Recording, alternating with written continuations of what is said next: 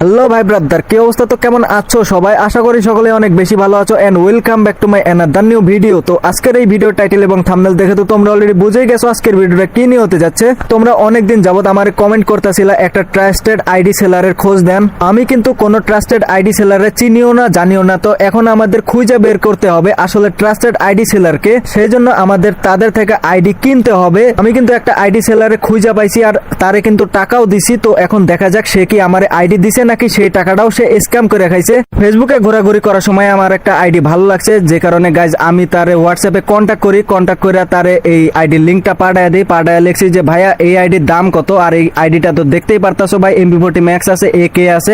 তো আমি লিখছি হ্যালো, মানে খোঁজ খবর পাইতেছিলাম না। পরে সে লিখছে যে আইডির দাম 2000 টাকা। তারপরে আমি লিখছি আমি কিনবো, এই আইডিটা আছে নাকি সেল হয়ে গেছে? সে লিখছে আছে, এখন নিবেন? আমি লিখছি জি ভাইয়া এখনই নিব। তারপরে কিন্তু সে তার নগদ বিকাশ নাম্বারটা এখানে পাঠায় দিছে, আর আমিও কোনো কথা নাই, সাথে সাথে কিন্তু তারে 2000 টাকা পাঠায় দিছি। এই দেখো সেই স্ক্রিনশট। টাকা দেওয়ার পরে আমি তারে লিখছি দিছি ভাই দেখেন। এরপর সে লিখছে যে এইবার সার্ভিস চার্জটাও দেন। পরে আমি লিখছি মানে কিসের সার্ভিস চার্জ? আজ আমার প্রথম এপিসোডে তো দেখছিলাই কিভাবে আমার সার্ভিস চার্জের কথা কয়ে আমার টাকাগুলা মাইরা দিছিল। এই হচ্ছে আরেকটা স্ক্যামার। এখন সে লিখছে যে অ্যাডমিন ফি।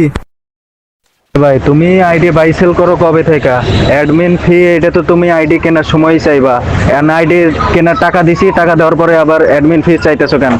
পরে লেখছে যে 3 বছর ধরে আইডি সেল করি, অ্যাডমিন ফি দিতে হবে, না হলে হবে না। সরি। এখন গাইজ দুঃখের কথা কি আর বলবো, 2000 টাকা তো অলরেডি দিয়া ফেলাইছি। এবার যদি টাকা না দেই তাহলে কিন্তু আইডি দিব না, আর আমার টাকাটা কিন্তু পুরাই মার যাবো, যে কারণে কিন্তু এখন ওরে টাকা দিতেই হবো। তারপর আমি এখানে লিখছি কত টাকা, তারপরে লিখছে 4200 টাকা।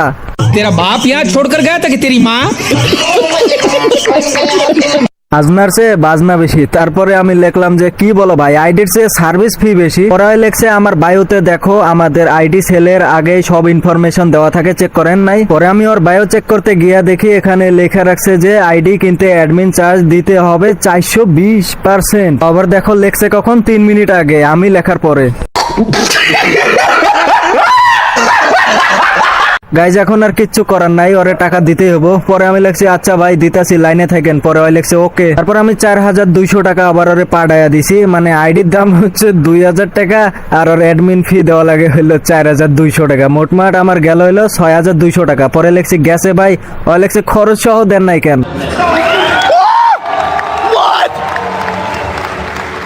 পরে আমি লিখছি কি শুরু করছেন, আইডির দাম হচ্ছে 2000 টাকা, একে তো আমার 6200 টাকা গেল, আর কত? লিখছে যে খরচ 900 টাকা দিতে হবে, না হলে হবে না। বাইরে ভাই 900 টাকা আবার খরচ, এটা আবার প্রথমবার শুনলাম। আচ্ছা দিতাছি বইলা কিন্তু আরো 905 টাকা ভাই পাঠাইয়া দিছি। 900 টাকা গেছে ওর কাছে। এরপর আমি লিখছি দিছি, চেক করেন। হ্যালো কই গেলেন? মানে টাকা নেওয়ার পরে আর খোঁজ খবর নাই। তারপরে লিখছে যে টাকা পাইছি, এবার আইডি তো দিব, মিষ্টি খাওয়ার 1000 টাকা দেন। कुछ समझे दया? हाँ सर। এখন ভাই আমার মাথা তো পুরাই হট। একে তো আমার ভাই 7000 টাকার মতন গেছে, এর সাথে ভাই আরো 1000 টাকা চাইতেছে। এরপর আমি লিখছি যে আইডি আমার লাগবো না, কাল সকালের ভিতর আমার টাকা আমারে বুঝাইয়া দিবি, নাইলে তোর খবর আছে। ওই লিখছে যে কি করবা? আমি লিখছি দেখ আমি কি করি। পরে লিখছে আচ্ছা আমিও দেখি কি করতে পারো শালা। তারপরে কিন্তু একটা বকা দিছে। আর গাইজ এরপর আমি কি করছি, আরে যে আমি এতগুলা টাকা দিছি, টাকা দেওয়ার প্রুফ সহ সবকিছু কিন্তু আমি বিকাশ হেল্পলাইনে জানাইয়া দিছি। ওর নামে একটা রিপোর্ট করছি, সাথে সাথে কিন্তু ওরা এর বিকাশ অ্যাকাউন্টটা ব্লক মেরে দিছে।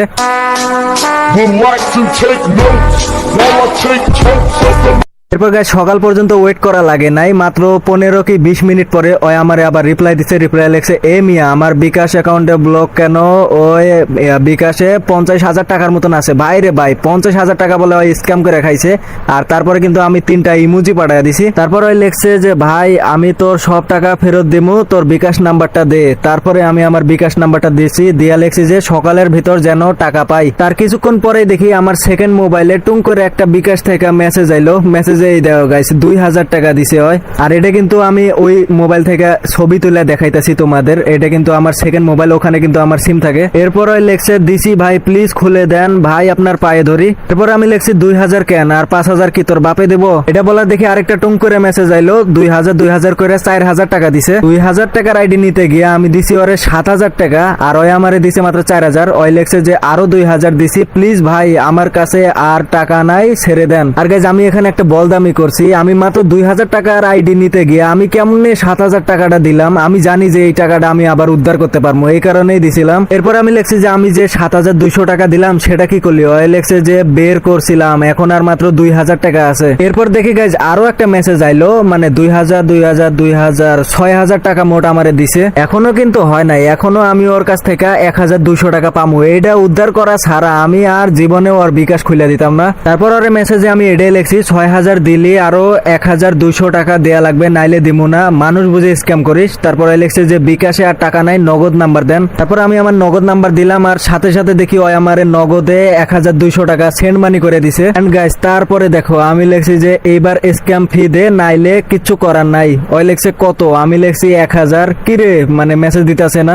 এরপরও লিখছে ভাই আপনার দুইটা পায়ে ধরি, আমার কাছে আর টাকা নাই, প্লিজ ঠিক করে দেন, পরে আমি দিয়ে দিতাছি। আর কি বলো গাইস, টাকা তো আমি পেয়ে গেছি, এখন আর কি করার, দিয়ে দেই, বাচ্চা মানুষ কি আর করবো, স্ক্যাম করে খায়। আমি লিখছি যে আচ্ছা যা দিলাম, পরের বার দেখে শুনে স্ক্যাম করিস। ওই লিখছে থ্যাঙ্কস ভাই, আমি লিখছি ওয়েলকাম। পরে লিখছে ভাই আর জীবনে স্ক্যাম করব না ভাই, সরি আর জীবনে করব না। আমি লিখছি ভালো ছেলে, গুড। তো গাইস এই ছিল আজকের আমার জীবন কাহিনী। আইডি সেলার খুঁজে পাইলাম না, খালি স্ক্যামার আর স্ক্যামার দিয়ে অনলাইন ভরা। তোমরা এখন আমারে বলতে পারো যে ভাই তুমি কি পাগল, 2000 টাকার আইডিতে তুমি কেমন 7200 টাকা দিলা। গাইজ আমি জানি যে আমি আবার আমার টাকা ব্যাক পামো। তাছাড়া গাইজ ওর যে 50,000 টাকা ছিল না বিকাশে, ওই বিকাশ থেকে কোনোদিনও টাকাটা বের করতে পারতো না। আমি জানতাম যে আমার ওই টাকা দিব, অবশ্যই দিব, না দিলে ওর আর তো ভাই গতি নাই। তো এই কারণে আমি টাকাটা দিছিলাম, আবার টাকাটা আমি ব্যাক নিয়ে নিছি।